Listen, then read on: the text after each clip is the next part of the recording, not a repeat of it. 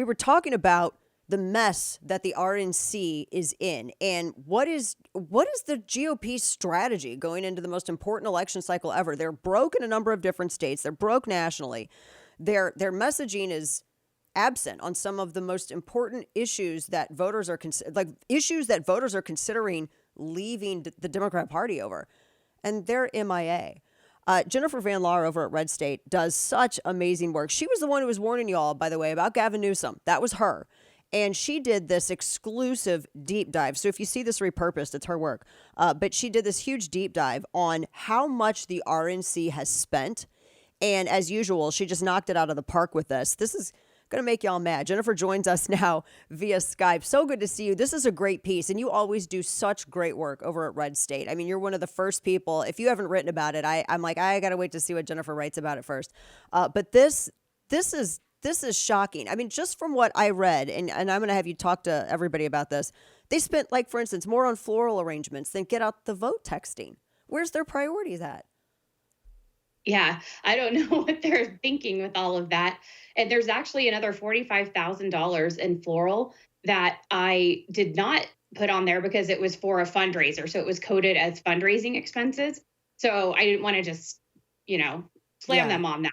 But then they came back trying to claim I wasn't showing all of the DNC's floral. They're like, whatever. Do we need flowers, period? Right. It's not about the DNC is not the one that's broke. Right. They're winning. This is so Jennifer went through all of the finances. She looked at everything, where all the spending was going, where the money was coming in from. How bad is it? Like, how much are they being outgunned financially by Democrats right now? I mean, well, first of all, they have a lot more cash on hand.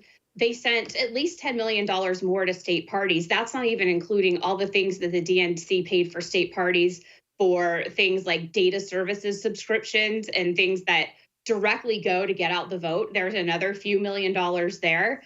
So we're talking $13-15 million at least that were being outspent just going to state parties.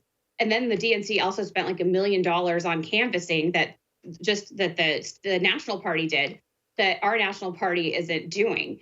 They're just sending out these contracts to connected people really for things that aren't measurable, for things like management consulting, where you don't get like a data strategy thing. You might get a report, you might get something measurable, but they're giving out $20,000-$15,000 type of a month contracts on that. Wow. Yeah, the consulting, I'm just looking at some of what, and Jennifer Van Laar's piece is up at redstate.com. I'm just looking at some of a long list, and I get it that, that every party works with a lot of consultants, but what are they getting for it though? I mean, they have a string of losses, post 2016. We see states struggling. I mean, I was reading that they were getting outmaneuvered with media buys by Democrats who were just buying up airtime and sitting on it because Republicans can't afford to do it right now, and they probably won't be able to afford to do it coming up. I mean, this is all the different consult. Is that unusual to have this many? It seems excessive. For management consulting, yes, like you, I think that there is a place for consultants in politics and in all business, but it needs to be on things that are specialized things where people build up expertise and that you can't keep on staff because it's too expensive to keep that staff. But they're not doing it that way. They're doing it just doling it out. They also paid almost $100,000 just in 13 months to the guy that's the treasurer for WinRed for management consulting. I love how vague they all, because I agree, like they should have some sort of expertise that the campaign lacks, but it just kind of seems like that's like a free for all for everybody's friends and all of their groups. The office supply thing that you cited in July 2023, a study found you were looking at how much people spend on office supplies. Oh my goodness. They said, you said an office supply expenditure of $86,000. That's kind of in line with industry standards. That's not what the RNC did though. No, they did $300,000, and they're trying to say, well, that includes all these other categories of, office equipment or things like that. But that number that I quoted should cover break room stuff. It should cover janitorial. It should cover all these things. And they even have a separate janitorial expense. They spent $60,000 on break room supplies. What? Where are they getting them at? Oh my gosh. Well, when you get Instacart sent to the office all the time, then it adds up. Oh my word! The RNC Youth Advisory Committee co-chair, got paid 26 something $1,000. I mean, it reads like a free for all. It reads like a blank check, and they're just giving all this donor money to. I mean, I'm just shocked by this. I'm shocked at how bad it is. I am too. And I was getting more shocked as I worked on it over a 2 month period. And by the end, I was asking some coworkers, am I crazy? Is it just that I'm in the middle of all this and I think it's terrible and it's really not? And they looked at it, no, Jen, it's really terrible. And these amounts like that, the 26,000, that's a $3,700 a month contract to a 20-year-old. Wow. Wow. I Yeah. mean, I think the youth is important. I'm not going to get all Whitney Houston about it. Children are our future, whatever. But at the same time, I'm just like, you need to bring something to the table if you're going to be lecturing voters about their taxes and how they're going to be spending their Social Security and retirement and all this other stuff. That seems excessive. I mean, I'm Right. just shocked by all this. I mean, you get into the liquor, the beverages, the coffee. What was the thing that shocked you the most when you were digging through this and all the things that you uncovered? I think part of it was one thing I didn't even really report because it was just there's so much was they spent $110,000 in restaurants around Washington D.C. Oh, in wow. 13 months and billed it to catering for fundraisers. Wow. And that's two transactions a day, averaging $185 each. So when you look at it like that, you're going, how can all of this possibly be legitimate? And $270,000 to a company called Savoya, which is an executive car company that you can get monthly contracts. They're saying that they didn't rent any limos with that. None at all. And I'm going, okay, well, show us your monthly statement with it that's itemized. Yeah. Then we can see. But until then, I don't believe it. Yeah, and I mean, and Jennifer, for those who don't know, she's got screenshots and all the receipts on here. Now, when you came out with this, when you first published this story, the reaction from the RNC was pretty hostile. What happened? Well, first, before I even published it, they kept me from publishing for 24 hours by sending me on just wild goose chases of what they were trying to justify. And once I realized that it was a delay tactic, I just said, okay, I'll incorporate some of what you told me and I'll just put the facts and let the facts go where they go.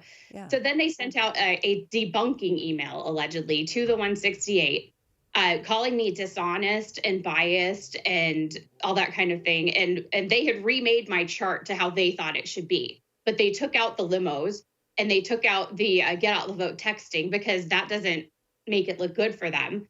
And then the comms director went after me on Twitter last night. So they've been extremely hostile and defamatory, actually. Wow. I mean, for an organization that has trouble with messaging and has trouble with finances, that seems like the wrong move to make. Because Jennifer's not going to back down. She's not going to change her reporting on this. I mean, they should be apologizing. They should be apologizing for being poor stewards of donor money. I mean, are they? And they wonder why so few people are donating to the RNC anymore. Right. They should be apologizing to all the donors, to all of the candidates that they're failing, to all of the grassroots organizations that need that infrastructure and leadership from someone. I mean, if they were spending a little bit of money on leadership consulting that was legitimate, maybe I could be behind that. Yeah. But clearly they're not.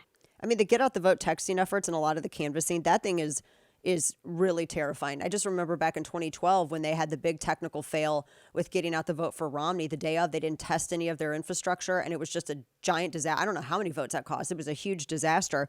And it looks like they're trying to seed the ground to do it again. And it's not just the national party, too. State by state parties. There are several that are near bankruptcy if they're not bankrupt already, or they have $90 in the bank account. This is a huge systemic problem. Clearly throughout the entire party. If they keep on this track, what do you foresee for November? I mean, actually, if Biden is so terrible, Trump could still get a win. But the problem with that is that then someone like Ron is going to take credit for it, and they're going to take that as a mandate to keep the same leadership in place. And speaking of data, they say that Data Trust, the $1 billion that they sent there, that should all be accounted as voter file maintenance, which there's no way that it is because Data Trust does a lot of other things. Yeah. And I'm sure you, like me, know a lot of people in grassroots that work with Campaign Sidekick and other things. And that data is not up to date in any way, or is it in a very usable form? Wow. I mean, this is echoes of 2012 all over again. That's really frightening. This is such great work that you've done. You can find Jennifer's stuff over at RedState.com, and she's also on Twitter at Jen Van Laar, 2 A's. And I would suggest, or X now, I would suggest you go follow her on that. You've done great work. Keep it up. I mean, I know the RNC gets mad at you, but I mean, so many people would know this if you hadn't dug through it and The reported on it. 168 wouldn't even know it. They don't even give the 168 this level. Wow. But thank you. Wow, you do great work, and thank you so much. And I can't wait to see what you come out with next. So thank you so much, Jennifer Van Laar at RedState.com.